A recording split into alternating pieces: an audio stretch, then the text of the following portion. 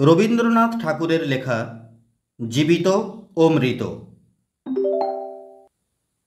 রানীহাটের জমিদার সারদাশঙ্করবাবুদের বাড়ির বিধবা বধূটির পিতৃকুলে কেহ ছিল না।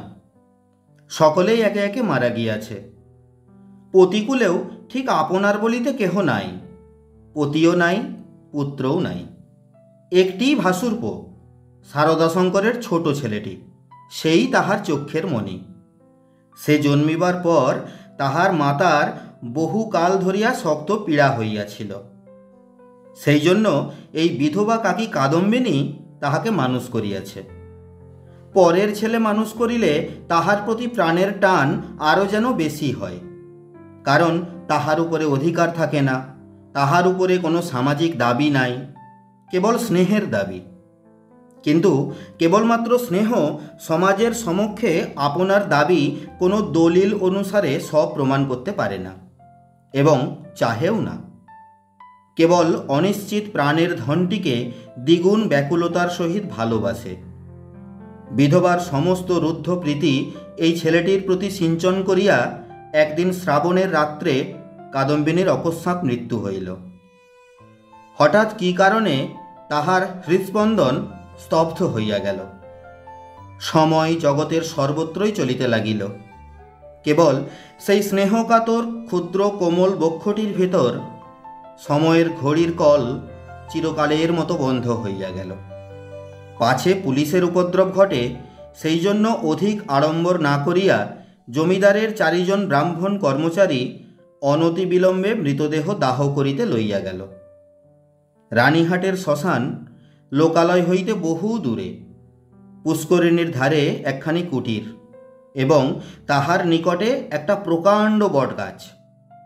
বৃহৎ মাঠে আর কোথাও কিচ্ছু নাই। পূর্বে এখান দিয়া নদী বহিত, এখন নদী একেবারে শুকাইয়া গেছে। সেই শুষ্ক জলপথের এক অংশ খনন করিয়া শ্মশানের পুষ্করিণী নির্মিত হইয়াছে।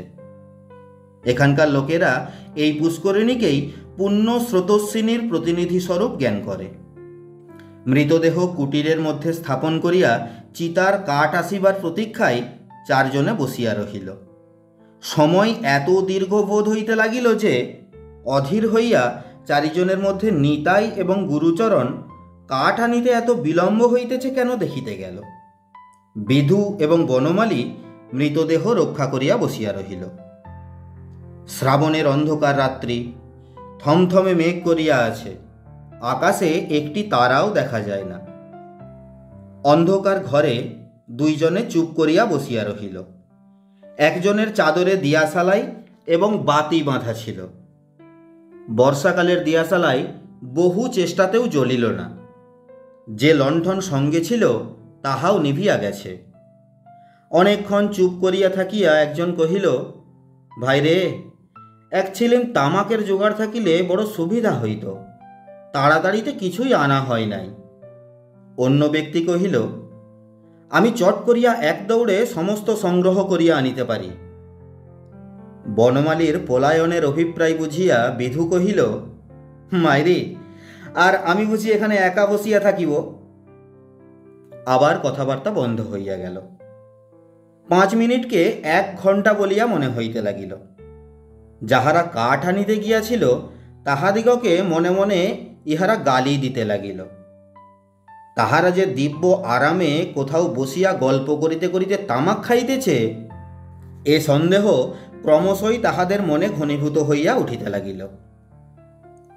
কোথাও কিছু শব্দ নাই, কেবল পুষ্করিণীটির তীর হইতে অবিশ্রাম ঝিল্লি এবং ঢেকের ডাক শোনা যাইতেছে।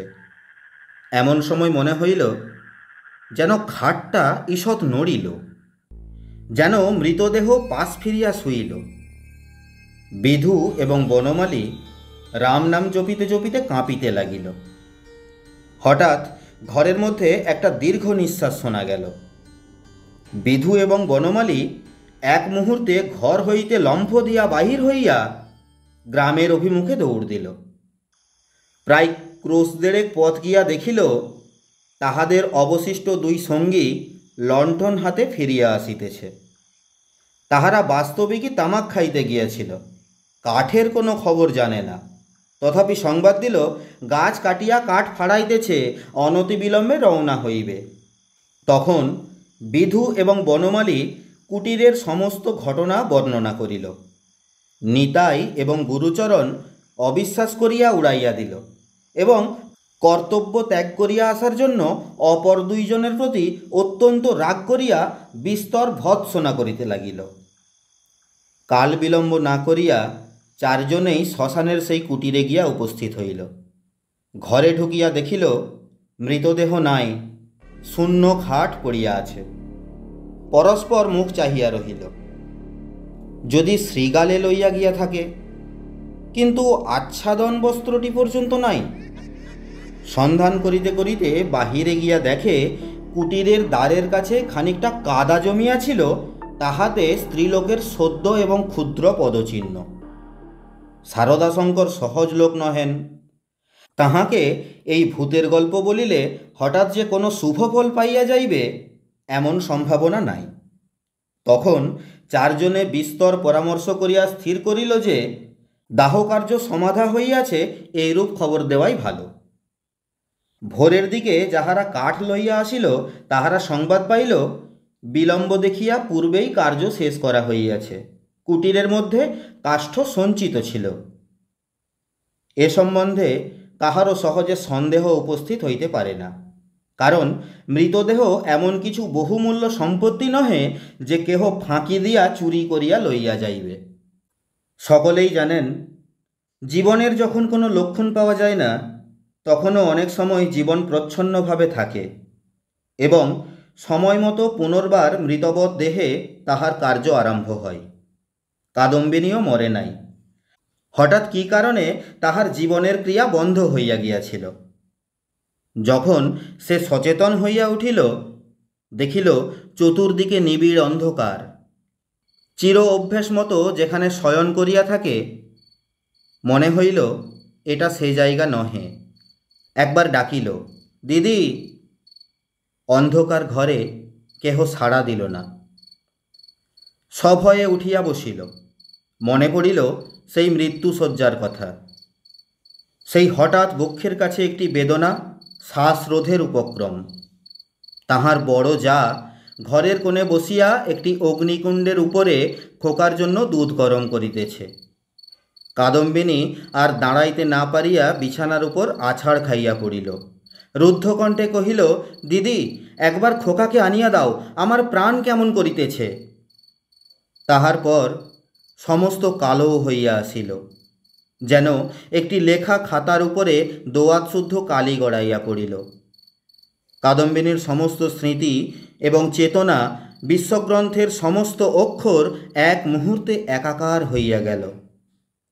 খোকা তাহাকে একবার শেষবারের মতো তাহার সেই সুমিষ্ট ভালোবাসার স্বরে কাকিমা বলিয়া ডাকিয়াছিল কিনা, তাহার অনন্ত অজ্ঞাত মরণযাত্রার পথে চিরপরিচিত পৃথিবী হইতে এই শেষ স্নেহ পাথেয়টুকু সংগ্রহ করিয়া আনিয়াছিল কিনা, বিধবার তাহাও মনে পড়ে না। প্রথমে মনে হইল জমালয় বুঝি এইরূপ চির নির্জন এবং চির অন্ধকার। সেখানে কিছুই দেখিবার নাই, শুনিবার নাই, কাজ করিবার নাই, কেবল চিরকাল এইরূপ উঠিয়া জাগিয়া বসিয়া থাকিতে হইবে। তাহার পর যখন মুক্ত দ্বার দিয়া হঠাৎ একটা ঠান্ডা বাদলার বাতাস দিল এবং বর্ষার ভেকের ডাক কানে প্রবেশ করিল, তখন এক মুহূর্তে তাহার এই অল্প জীবনের আশৈশব সমস্ত বর্ষার স্মৃতি ঘনীভূতভাবে তাহার মনে উদয় হইল এবং পৃথিবীর নিকট সংস্পর্শ সে অনুভব করিতে পারিল। একবার বিদ্যুৎ চমকিয়া উঠিল। সম্মুখে পুষ্করিণী, বটগাছ, বৃহৎ মাঠ এবং সুদূর তরুশ্রেণী এক পলকে চোখে পড়িল। মনে পড়িল মাঝে মাঝে পুণ্যতিথি উপলক্ষে এই পুষ্করিণীতে আসিয়া স্নান করিয়াছে এবং মনে পড়িল সেই সময়ে এই শ্মশানে মৃতদেহ দেখিয়া মৃত্যুকে কি ভয়ানক মনে হইত। প্রথমেই মনে হইল বাড়ি ফিরিয়া যাইতে হইবে, কিন্তু তখনই ভাবিল আমি তো বাঁচিয়া নাই, আমাকে বাড়িতে লইবে কেন? সেখানে যে অমঙ্গল হইবে। জীবরাজ্য হইতে আমি যে নির্বাসিত হইয়া আসিয়াছি, আমি যে আমার প্রেতাত্মা। তাই যদি না হইবে, তবে সে এই অর্ধরাত্রে শারদাশঙ্করের সুরক্ষিত অন্তঃপুর হইতে এই দুর্গম শ্মশানে আসিল কেমন করিয়া? এখনও যদি তার অন্ত্যেষ্টিক্রিয়া শেষ না হইয়া থাকে, তবে দাহ করিবার লোকজন গেল কোথায়? শারদাশঙ্করের আলোকিত গৃহে তাহার মৃত্যুর শেষ মুহূর্ত মনে পড়িল। তাহার পরেই এই বহু দূরবর্তী জনশূন্য অন্ধকার শ্মশানের মধ্যে আপনাকে একাকিনী দেখিয়া সে জানিল, আমি এই পৃথিবীর জনসমাজের আর কেহ নই। আমি অতি ভীষণ অকল্যাণকারিণী, আমি আমার প্রেতাত্মা। এই কথা মনে উদয় হইবা মাত্রই তাহার মনে হইল, তাহার চতুর্দিক হইতে বিশ্ব নিয়মের সমস্ত বন্ধন যেন ছিন্ন হইয়া গিয়াছে। যেন তাহার অদ্ভুত শক্তি, অসীম স্বাধীনতা, যেখানে ইচ্ছা যাইতে পারে, যাহা ইচ্ছা করিতে পারে। এই অভূতপূর্ব নূতন ভাবের আবির্ভাবে সে উন্মত্তের মতো হইয়া হঠাৎ একটা দমকা বাতাসের মতো ঘর হইতে বাহির হইয়া অন্ধকার শ্মশানের উপর দিয়া চলিল। মনে লজ্জা, ভয়, ভাবনার লেশমাত্র রহিল না। চলিতে চলিতে চরণ শ্রান্ত, দেহ দুর্বল হইয়া আসিতে লাগিল। মাঠের পর মাঠ আর শেষ হয় না। মাঝে মাঝে ধান্যক্ষেত্র, কোথাও বা এক হাঁটু জল দাঁড়াইয়া আছে। যখন ভোরের আলো অল্প অল্প দেখা দিয়াছে, তখন অদূরে লোকালয়ের বাঁশঝাড় হইতে দুটো একটা পাখির ডাক শোনা গেল। তখন তাহার কেমন ভয় করিতে লাগিল। পৃথিবীর সহিত, জীবিত মানুষের সহিত এখন তাহার কিরূপ নূতন সম্পর্ক দাঁড়াইয়াছে সে কিচ্ছু জানে না। যতক্ষণ মাঠে ছিল, শ্মশানে ছিল, শ্রাবণ রজনীর অন্ধকারের মধ্যে ছিল, ততক্ষণ সে যেন নির্ভয়ে ছিল, যেন আপন রাজ্যে ছিল। দিনের আলোকে লোকালয় তাহার পক্ষে অতি ভয়ঙ্কর স্থান বলিয়া বোধ হইল। মানুষ ভূতকে ভয় করে, ভূতও মানুষকে ভয় করে। মৃত্যু নদীর দুই পারে দুইজনের বাস। কাপড়ে কাদা মাখিয়া অদ্ভুত ভাবের বসে ও রাত্রি জাগরণে পাগলের মতো হইয়া কাদম্বিনীর যেরূপ চেহারা হইয়াছিল, তাহাতে মানুষ তাহাকে দেখিয়া ভয় পাইতে পারিত, এবং ছেলেরা বোধহয় দূরে পলাইয়া গিয়া তাহাকে ঢেলা মারিত।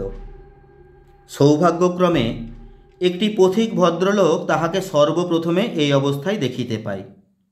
সে আসিয়া কহিল, মা, তোমাকে ভদ্র কুলবধূ বলিয়া বোধ হইতেছে। তুমি এ অবস্থায় একলা পথে কোথায় চলিয়াছ?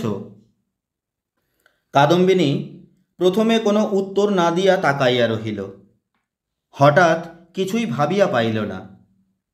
সে যে সংসারের মধ্যে আছে, তাহাকে যে ভদ্র কুলবধূর মতো দেখাইতেছে, গ্রামের পথে পথিক যে তাহাকে প্রশ্ন জিজ্ঞাসা করিতেছে, এ সমস্তই তাহার কাছে অভাবনীয় বলিয়া বোধ হইল। পথিক তাহাকে পুনশ্চ কহিল, চলো মা, আমি তোমাকে তোমার ঘরে পৌঁছাইয়া দিই। তোমার বাড়ি কোথায় আমাকে বলো। কাদম্বিনী চিন্তা করিতে লাগিল। শ্বশুরবাড়ি ফিরিবার কথা মনে স্থান দেওয়া যায় না, আর বাপের বাড়ি তো নাই। তখন ছেলেবেলার সইকে মনে পড়িল। সই যোগমায়ার সহিত যদিও ছেলেবেলা হইতেই বিচ্ছেদ, তথাপি মাঝে মাঝে চিঠিপত্র চলে। এক এক সময় রীতিমতো ভালোবাসার লড়াই চলিতে থাকে। কাদম্বিনী জানাইতে চাহে ভালোবাসা তাহার দিকেই প্রবল। যোগমায়া জানাইতে চাহে কাদম্বিনী তাহার ভালোবাসার যথোপযুক্ত প্রতিদান দেয় না। কোনো সুযোগে একবার উভয়ে মিলন হইতে পারিলে যে একদণ্ড কেহ কাহাকে চোখের আড়াল করিতে পারিবে না, এ বিষয়ে কোনো পক্ষেরই কোনো সন্দেহ ছিল না। কাদম্বিনী ভদ্রলোকটিকে কহিল, নিশিন্দাপুরে শ্রীপতিচরণবাবুর বাড়ি যাইব। পথিক কলিকাতায় যাইতেছিলেন। নিশিন্দাপুর যদিও নিকটবর্তী নহে, তথাপি তাহার গম্যপথেই পড়ে। তিনি স্বয়ং বন্দোবস্ত করিয়া কাদম্বিনীকে শ্রীপতিচরণবাবুর বাড়িতে পৌঁছাইয়া দিলেন। দুই সয়ে মিলন হইল। প্রথমে চিনিতে একটু বিলম্ব হইয়াছিল, তাহার পরে বাল্য সাদৃশ্য উভয়ের চক্ষে ক্রমশই পরিস্ফুট হইয়া উঠিল। যোগমায়া কহিল, উমা, আমার কি ভাগ্য, তোমার যে দর্শন পাইব এমন তো আমার মনেই ছিল না। কিন্তু ভাই, তুমি কি করিয়া আসিলে? তোমার শ্বশুর বাড়ির লোকেরা যে তোমাকে ছাড়িয়া দিল। কাদম্বিনী চুপ করিয়া রহিল। অবশেষে কহিল, ভাই, শ্বশুর বাড়ির কথা আমাকে জিজ্ঞাসা করিও না। আমাকে দাসীর মতো বাড়ির এক প্রান্তে স্থান দিও, আমি তোমাদের কাজ করিয়া দেব। যোগমায়া কহিল, ওমা, সে কি কথা? দাসীর মতো থাকিবে কেন? তুমি আমার সই, তুমি আমার ইত্যাদি ইত্যাদি। এমন সময় শ্রীপতি ঘরে প্রবেশ করিল। কাদম্বিনী খানিকক্ষণ তাহার মুখের দিকে তাকাইয়া ধীরে ধীরে ঘর হইতে বাহির হইয়া গেল। মাথায় কাপড় দেওয়া বা কোনরূপ সংকোচ বা সম্ভ্রমের লক্ষণ দেখা গেল না। পাছে তাহার সইয়ের বিরুদ্ধে শ্রীপতি কিছু মনে করে, এজন্য ব্যস্ত হইয়া যোগমায়া নানা রূপে তাহাকে বুঝাইতে আরম্ভ করিল। কিন্তু এতই অল্প বুঝাইতে হইল এবং শ্রীপতি এত সহজে যোগমায়ার সমস্ত প্রস্তাবে অনুমোদন করিল যে যোগমায়া মনে মনে বিশেষ সন্তুষ্ট হইল না। কাদম্বিনী সইয়ের বাড়িতে আসিল, কিন্তু সইয়ের সঙ্গে মিশিতে পারিল না। মাঝে মৃত্যুর ব্যবধান। আত্মসম্বন্ধে সর্বদা একটা সন্দেহ এবং চেতনা থাকিলে পরের সঙ্গে মেলা যায় না। কাদম্বিনী যোগমায়ার মুখের দিকে চায় এবং কি যেন ভাবে, মনে করে স্বামী এবং ঘরকন্যা লইয়া ও যেন বহু দূরে আর এক জগতে আছে। স্নেহ, মমতা, কর্তব্য লইয়া ও যেন পৃথিবীর লোক, আর আমি যেন শূন্য ছায়া। ও যেন অস্তিত্বের দেশে, আর আমি যেন অনন্তের মধ্যে। যোগমায়ারও কেমন কেমন লাগিল, কিছুই বুঝিতে পারিল না। স্ত্রীলোক রহস্য সহ্য করিতে পারে না, কারণ অনিশ্চিতকে লইয়া কবিত্ব করা যায়, বীরত্ব করা যায়, পাণ্ডিত্য করা যায়, কিন্তু ঘরকন্যা করা যায় না। এই জন্য স্ত্রীলোক যেটা বুঝিতে পারে না, হয় সেটার অস্তিত্ব বিলোপ করিয়া তাহার সহিত কোনো সম্পর্ক রাখে না, নয় তাহাকে স্বহস্তে নূতন মূর্তি দিয়া নিজের ব্যবহারযোগ্য একটি সামগ্রী গড়িয়া তোলে। যদি এই দুইয়ের কোনোটাই না পারে, তবে তাহার উপর ভারী রাগ করিতে থাকে। কাদম্বিনী যতই দুর্বোধ হইয়া উঠিল, যোগমায়া তাহার উপর ততই রাগ করিতে লাগিল। ভাবিল, এ কি উপদ্রব আবার কাঁধের উপর চাপিল। আবার আর এক বিপদ, কাদম্বিনীর আপনাকে আপনিই ভয় করে। সে নিজের কাজ হইতে নিজে কিছুতেই পলাইতে পারে না। যাহাদের ভূতের ভয় আছে, তাহারা আপনার পশ্চাৎ দিককে ভয় করে। যেখানে দৃষ্টি রাখিতে পারে না, সেখানেই ভয়। কিন্তু কাদম্বিনীর আপনার মধ্যেই সর্বাপেক্ষা বেশি ভয়, বাহিরে তার ভয় নাই। এই জন্য বিজন দ্বিপ্রহরে সে একা ঘরে একদিন চিৎকার করিয়া উঠিত এবং সন্ধ্যাবেলায় দীপালোকে আপনার ছায়া দেখিলে তাহার গা ছমছম করিতে থাকিত। এই ভয় দেখিয়া বাড়িশুদ্ধ লোকের মনে কেমন একটা ভয় জন্মিয়া গেল। চাকর দাসীরা এবং যোগমায়াও যখন তখন যেখানে সেখানে ভূত দেখিতে আরম্ভ করিল। একদিন এমন হইল, কাদম্বিনী অর্ধরাত্রে আপন শয়নগৃহ হইতে কাঁদিয়া বাহির হইয়া একেবারে যোগমায়ার গৃহদ্বারে আসিয়া কহিল, দিদি, দিদি, তোমার দুটি পায়ে পড়ি গো, আমায় একলা ফেলিয়া রাখিও না। যোগমায়ার যেমন ভয়ও পাইল, তেমনি রাগও হইল। ইচ্ছা করিল তদ্দণ্ডেই কাদম্বিনীকে দূর করিয়া দেয়। দয়াপরবশ শ্রীপতি অনেক চেষ্টায় তাহাকে ঠান্ডা করিয়া পার্শ্ববর্তী গৃহে স্থান দিল। পরদিন অসময়ে অন্তঃপুরে শ্রীপতির তলব হইল। যোগমায়া তাহাকে অকস্মাৎ ভর্ৎসনা করিতে আরম্ভ করিল। হ্যাঁ গা, তুমি কেমন ধারা লোক! একজন মেয়ে মানুষ আপন শ্বশুরঘর ছাড়িয়া তোমার ঘরে আসিয়া অধিষ্ঠান হইল, মাসখানেক হইয়া গেল, তবু যাইবার নাম করে না, আর তোমার মুখে যে একটি আপত্তিকর শব্দমাত্র শুনছি না। তোমার মনের ভাবটা কি বুঝাইয়া বলো দেখি। তোমরা পুরুষ মানুষ, এমনি জাতি বটে। বাস্তবিক সাধারণ স্ত্রী জাতির উপরে পুরুষ মানুষের একটা নির্বিচার পক্ষপাত আছে, এবং সেজন্য স্ত্রীলোকেরাই তাহাদিগকে অধিক অপরাধী করে।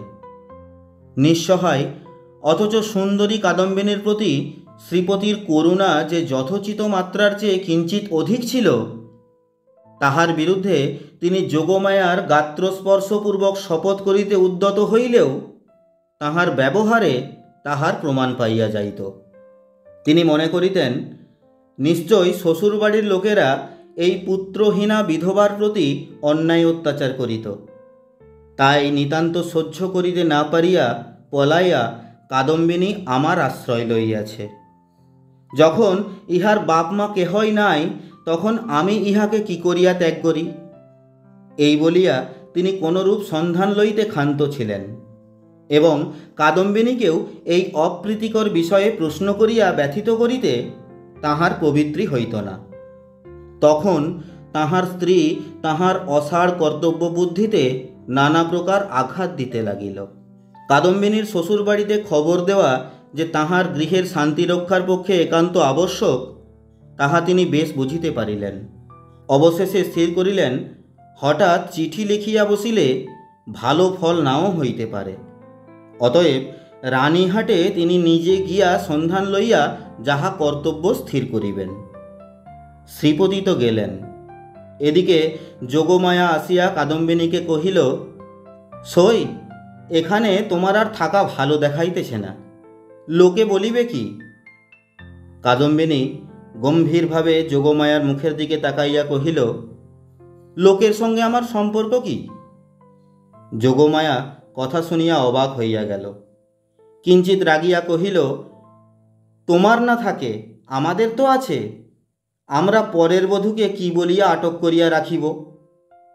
কাদম্বিনী কহিল, আমার শ্বশুর ঘর কোথায়? যোগমায়া ভাবিল, মরণ, পোড়া কপালি বলে কি? কাদম্বিনী ধীরে ধীরে কহিল, আমি কি তোমাদের কেহ? আমি কি এ পৃথিবীর? তোমরা হাসিতেছ, কাঁদিতেছ, ভালোবাসিতেছ, সবাই আপন আপন লইয়া আছো, আমি তো কেবল চাহিয়া আছি। তোমরা মানুষ আর আমি ছায়া।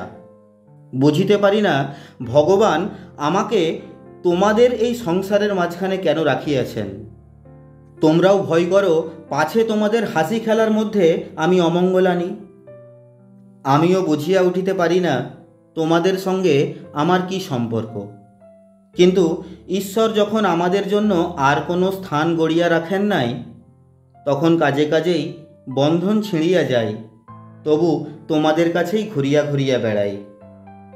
কাদম্বিনী এমনিভাবে চাহিয়া কথাগুলো বলিয়া গেল যে যোগমায়া কেমন একরকম করিয়া মোটের উপর একটা কি বুঝিতে পারিল, কিন্তু আসল কথাটা বুঝিল না, জবাবও দিতে পারিল না, দ্বিতীয়বার প্রশ্ন করিতেও পারিল না।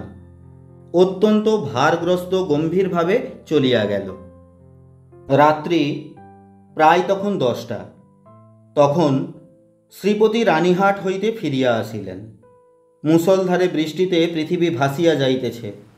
ক্রমাগতই তাহার ঝরঝর শব্দে মনে হইতেছে বৃষ্টির শেষ নাই, আজ রাত্রিরও শেষ নাই। যোগমায়া জিজ্ঞাসা করিলেন, কি হইল?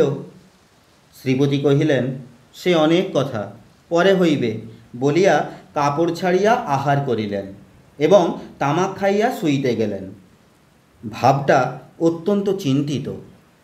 যোগমায়া অনেকক্ষণ কৌতূহল দমন করিয়াছিলেন। শয্যায় প্রবেশ করিয়াই জিজ্ঞাসা করিলেন, কি শুনিলে বলো? শ্রীপতি কহিলেন, নিশ্চয়ই তুমি একটা ভুল করিয়াছ। শুনিবা মাত্র যোগমায়া মনে মনে ঈষৎ রাগ করিলেন। ভুল মেয়েরা কখনোই করে না, যদি বা করে কোনো সুবুদ্ধি পুরুষের সেটা উল্লেখ করা কর্তব্য হয় না। নিজের ঘাড় পাতিয়া লওয়াই সুযুক্তি। যোগমায়া কিঞ্চিত উষ্ণভাবে কহিলেন, কীরকম শুনি? শ্রীপতি কহিলেন, যে স্ত্রীলোকটিকে তোমার ঘরে স্থান দিয়াছ সে তোমার সই কাদম্বিনী নহে। এমনতর কথা শুনিলে সহজেই রাগ হইতে পারে, বিশেষত নিজের স্বামীর মুখে শুনিলে তো কথাই নাই। যোগমায়া কহিলেন, আমার সইকে আমি চিনি না, তোমার কাছ হইতে চিনিয়া লইতে হইবে? কি কথার শ্রী? শ্রীপতি বুঝাইলেন, এ স্থলে কথার শ্রী লইয়া কোনরূপ তর্ক হইতেছে না, প্রমাণ দেখিতে হইবে। যোগমায়ার সই কাদম্বিনী যে মারা গিয়াছে তাহাতে কোনো সন্দেহ নাই। যোগমায়া কহিলেন, ওই শোনো, তুমি নিশ্চয়ই একটা গোল পাকাইয়া আসিয়াছ। কোথায় যাইতে কোথায় গিয়াছ, কি শুনিতে কি শুনিয়াছ তাহার ঠিক নাই। তোমাকে নিজে যাইতে কে বলিল? একখানা চিঠি লিখিয়া দিলেই তো সমস্ত পরিষ্কার হইত। নিজের কর্মপটুতার প্রতি স্ত্রীর এইরূপ বিশ্বাসের অভাবে শ্রীপতি অত্যন্ত ক্ষুণ্ণ হইয়া বিস্তারিতভাবে সমস্ত প্রমাণ প্রয়োগ করিতে লাগিলেন, কিন্তু কোনো ফল হইল না। উভয় পক্ষে হ্যাঁ না করিতে করিতে রাত্রি দ্বিপ্রহর হইয়া গেল। যদিও কাদম্বিনীকে এই দণ্ডেই গৃহ হইতে বহিষ্কৃত করিয়া দেওয়া সম্বন্ধে স্বামী স্ত্রী কাহারও মতভেদ ছিল না, কারণ শ্রীপতির বিশ্বাস তাহার অতিথি ছদ্ম পরিচয়ে তাহার স্ত্রীকে এতদিন প্রতারণা করিয়াছে, এবং যোগমায়ার বিশ্বাস সে কুলত্যাগিনী। তথাপি উপস্থিত তর্কটা সম্বন্ধে উভয়ের কেহই আর হার মানিতে চাহেন না। উভয়ের কণ্ঠস্বর ক্রমেই উচ্চ হইয়া উঠিতে লাগিল। ভুলিয়া গেলেন পাশের ঘরেই কাদম্বিনী শুইয়া আছে। একজন বলেন, ভালো বিপদেই পড়া গেল, আমি নিজের কানে শুনিয়া আসিলাম। আর একজন দৃঢ়স্বরে কহিলেন, সে কথা বলিলে মানিব কেন, আমি নিজের চক্ষে দেখিতেছি। অবশেষে যোগমায়া জিজ্ঞাসা করিলেন, আচ্ছা, কাদম্বিনী কবে মরিল বলো দেখি। ভাবিলেন কাদম্বিনীর কোনো একটা চিঠির তারিখের সহিত অনৈক্য বাহির করিয়া শ্রীপতির ভ্রম সব প্রমাণ করিয়া দেবেন। শ্রীপতি যে তারিখের কথা বলিলেন, উভয়ে হিসাব করিয়া দেখিলেন, যেদিন সন্ধ্যাবেলায় কাদম্বিনী তাহাদের বাড়িতে আসে সে তারিখ ঠিক তাহার পূর্বের দিনই পড়ে। শুনিবা মাত্র যোগমায়ার মুখটা হঠাৎ কাঁপিয়া উঠিল। শ্রীপতিরও কেমন যেন একরকম বোধ হইতে লাগিল। এমন সময়ে তাহাদের ঘরের দ্বার খুলিয়া গেল। একটা বাদলার বাতাস আসিয়া প্রদীপটা ফস করিয়া নিভিয়া গেল। বাহিরের অন্ধকার প্রবেশ করিয়া এক মুহূর্তে সমস্ত ঘরটা আগাগোড়া ভরিয়া গেল। কাদম্বিনী একেবারে ঘরের ভিতর আসিয়া দাঁড়াইল। তখন রাত্রি 2:30 প্রহর হইয়া গিয়াছে। বাহিরে অবিরাম বৃষ্টি পড়িতেছে। কাদম্বিনী কহিল, সই, আমি তোমার সেই কাদম্বিনী, কিন্তু এখন আমি আর বাঁচিয়া নাই, আমি মরিয়া আছি। যোগমায়া ভয়ে চিৎকার করিয়া উঠিলেন। শ্রীপতির বাক্যস্ফূর্তি হইল না। কিন্তু আমি মরিয়াছি ছাড়া তোমাদের কাছে আর কি অপরাধ করিয়াছি? আমার যদি ইহলোকেও স্থান নাই, পরলোকেও স্থান নাই, ওগো আমি তবে কোথা যাইব? তীব্র কণ্ঠে চিৎকার করিয়া যেন এই গভীর বর্ষা নিশীথে সুপ্ত বিধাতাকে জাগ্রত করিয়া জিজ্ঞাসা করিল, ওগো আমি তবে কোথায় যাইব? এই বলিয়া মূর্ছিত দম্পতিকে অন্ধকার ঘরে ফেলিয়া বিশ্বজগতে কাদম্বিনী আপনার স্থান খুঁজিতে গেল। কাদম্বিনী যে কেমন করিয়া রানীহাটে ফিরিয়া গেল তাহা বলা কঠিন। কিন্তু প্রথমে কাহাকেও দেখা দিল না। সমস্ত দিন অনাহারে একটা ভাঙা পোড়ো মন্দিরে যাপন করিল। বর্ষার অকাল সন্ধ্যা যখন অত্যন্ত ঘন হইয়া আসিল এবং আসন্ন দুর্যোগের আশঙ্কায় গ্রামের লোকেরা ব্যস্ত হইয়া আপন আপন গৃহে আশ্রয় করিল, তখন কাদম্বিনী পথে বাহির হইল। শ্বশুরবাড়ির দ্বারে গিয়া একবার তাহার হৃদকম্প উপস্থিত হইয়াছিল, কিন্তু মস্ত ঘোমটা টানিয়া যখন ভিতরে প্রবেশ করিল, দাসীভ্রমে দারীরা কোনরূপ বাধা দিল না। এমন সময় বৃষ্টি খুব চাপিয়া আসিল, বাতাসও বেগে বহিতে লাগিল। তখন বাড়ির গৃহিণী শারদাশঙ্করের স্ত্রী তাহার বিধবা ননদের সহিত তাস খেলিতেছিলেন। ঝি ছিল রান্নাঘরে এবং পীড়িত খোকা জ্বরের উপশমে শয়নগৃহে বিছানায় ঘুমাইতেছিল। কাদম্বিনী সকলের চক্ষু এড়াইয়া সেই ঘরে গিয়া প্রবেশ করিল। সে যে কি ভাবিয়া শ্বশুর বাড়ি আসিয়াছিল জানি না, সে নিজেও জানে না। কেবল এইটুকু জানে যে একবার তার খোকাকে চক্ষে দেখিয়া যাইবার ইচ্ছা। তাহার পর কোথায় যাইবে, কি হইবে, সে কথা সে ভেবেও দেখে নাই। দীপালোকে দেখিল রুগ্ন শীর্ণ খোকা হাত মুঠা করিয়া ঘুমাইয়া আছে। দেখিয়া উত্তপ্ত হৃদয় যেন তৃষাতুর হইয়া উঠিল।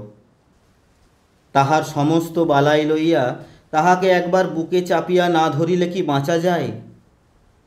আর তাহার মনে পড়িল, আমি নাই, ইহাকে দেখিবার কে আছে? ইহার মা সঙ্গ ভালোবাসে, গল্প ভালোবাসে, খেলা ভালোবাসে। এতদিন আমার হাতে এর ভার দিয়াই সে নিশ্চিন্ত ছিল। কখনো তাহাকে ছেলে মানুষ করিবার কোনো দায় পোহাইতে হয় নাই। আজ ইহাকে কে তেমন করিয়া যত্ন করিবে? এমন সময় খোকা হঠাৎ পাশ ফিরিয়া অর্ধনিদ্রিত অবস্থায় বলিয়া উঠিল, কাকিমা, জল দে। আহ, মরিয়া যাই, সোনা আমার, তোর কাকিমাকে এখনো ভুলিস নাই। তাড়াতাড়ি কুঁজো হইতে জল গড়াইয়া লইয়া খোকাকে বুকের উপর তুলিয়া কাদম্বিনী তাহাকে জল পান করাইল। যতক্ষণ ঘুমের ঘোর ছিল, চির অভ্যাস মতো কাকিমার হাত হইতে জল খাইতে খোকার কিছুই আশ্চর্য বোধ হইল না। অবশেষে কাদম্বিনী যখন বহুকালের আকাঙ্ক্ষা মিটাইয়া তাহার মুখচুম্বন করিয়া তাহাকে আবার শুয়াইয়া দিল, তখন তাহার ঘুম ভাঙিয়া গেল এবং কাকিমাকে জড়াইয়া ধরিয়া জিজ্ঞাসা করিল, কাকিমা, তুই মরে গিয়েছিলি? কাকিমা কহিল, হ্যাঁ খোকা।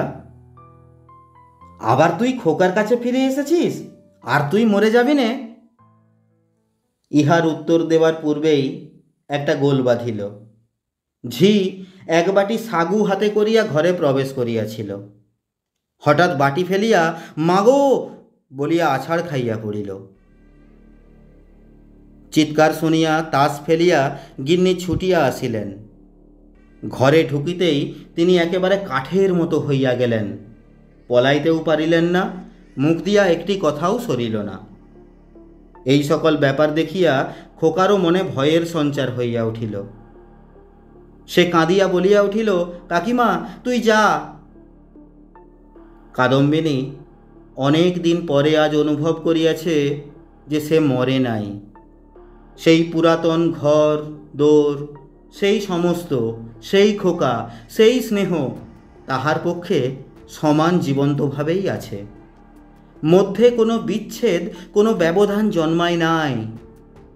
সোয়ের বাড়ি গিয়া অনুভব করিয়াছিল বাল্যকালের শেষ হই মরিয়া গিয়াছে। খোকার ঘরে আসিয়া বুঝিতে পারিল খোকার কাকিমা তো এক তিলও মরে নাই। ব্যাকুলভাবে কহিল, দিদি, তোমরা আমাকে দেখিয়া কেন ভয় পাইতেছ?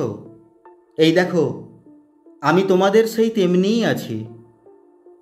গিন্নি আর দাঁড়াইয়া থাকিতে পারিলেন না, মূর্ছিত হইয়া পড়িয়া গেলেন। ভগ্নীর কাছে সংবাদ পাইয়া শারদাশঙ্করবাবু স্বয়ং অন্তঃপুরে আসিয়া উপস্থিত হইলেন। তিনি জোর হস্তে কাদম্বিনীকে কহিলেন, ছোট বৌমা, এই কি তোমার উচিত হয়? সতীশ আমার বংশের একমাত্র ছেলে। উহার প্রতি তুমি কেন দৃষ্টি দিতেছ? আমরা কি তোমার পর? তুমি যাওয়ার পর হইতে ও প্রতিদিন শুকাইয়া যাইতেছে। উহার ব্যামো আর ছাড়ে না, দিন রাত কেবল কাকিমা কাকিমা করে। যখন সংসার হইতে বিদায় হইয়াছ, তখন এ মায়াবন্ধন ছিঁড়িয়া যাও। আমরা তোমার যথোচিত সৎকার করিব। তখন কাদম্বিনী আর সহিতে পারিল না। তীব্র কণ্ঠে বলিয়া উঠিল, ওগো, আমি মরি নাই গো, আমি মরি নাই। আমি কেমন করিয়া তোমাদের বুঝাইব আমি মরি নাই? এই দেখো আমি বাঁচিয়া আছি বলিয়া কাঁসার বাটিটা ভূমি হইতে তুলিয়া কপালে আঘাত করিতে লাগিল। কপাল ফাটিয়া রক্ত বাহির হইতে লাগিল। তখন বলিল, এই দেখো আমি বাঁচিয়া আছি। শারদাশঙ্কর মূর্তির মতো দাঁড়াইয়া রহিলেন। খোকা ভয়ে বাবাকে ডাকিতে লাগিল। দুই মূর্ছিতা রমণী মাটিতে পড়িয়া রহিল। তখন কাদম্বিনী, ওগো আমি মরি নাই গো, মরি নাই গো, মরি নাই বলিয়া চিৎকার করিয়া ঘর হইতে বাহির হইয়া সিঁড়ি বাহিয়া নামিয়া অন্তঃপুরের পুষ্করিণীর জলের মধ্যে গিয়া পড়িল। শারদাশঙ্কর উপরের ঘর হইতে শুনিতে পাইলেন ঝপাস করিয়া একটা শব্দ হইল। সমস্ত রাত্রি বৃষ্টি পড়িতে লাগিল। তাহার পরদিন সকালেও বৃষ্টি পড়িতেছে, মধ্যাহ্নেও বৃষ্টির বিরাম নাই। কাদম্বিনী মরিয়া প্রমাণ করিল সে মরে নাই। নমস্কার। গল্পটি ভালো লাগলে লাইক এবং কমেন্ট করতে ভুলবেন না। অবশ্যই চ্যানেলটিকে সাবস্ক্রাইব করে পাশে থাকুন।